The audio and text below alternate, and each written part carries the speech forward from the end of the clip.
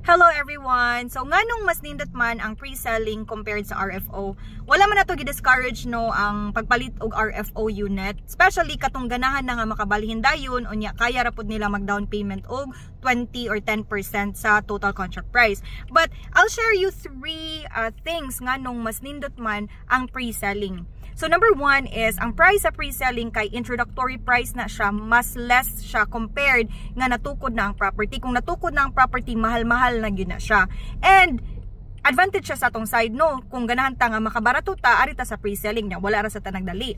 Ikaduha is, ang ihang down payment, ang kanang real estate guys, kung mupalit gani ka, required yun na siya og down payment 10 to 20%.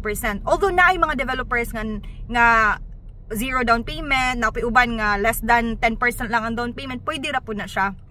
Depende po na siya sa bank kung i-allow nila nga, kung kaya ra sa income ba, inig-loan sa bank, kaya ra sa income sa client ang required income, so okay ra na siya. But ang kanang down payment guys or equity, mas staggered na siya into months or years kung pre-selling pa. So advantage siya to, dili siya bugat ba, dili ta kailangan mo pagawas og dako nga amount of money, no? Especially if wala ta nagdali. Ikatulo is makapili jud kag nindot nga spot sa subdivision, ganahan barong kag duol sa entrance, facing east nga property, or kanang corner unit. So muna siya tulo ka advantages sa pre-selling projects. Wala na to gi-discourage ang ganahan makabalhin dayon. Naagid tay mga available RFO units. But for those nga wala nagdali, ganahan makabarato, ganahan gaan-gaan ang ilahang kanang bayad or investments, pwede ra gyud pre-selling guys.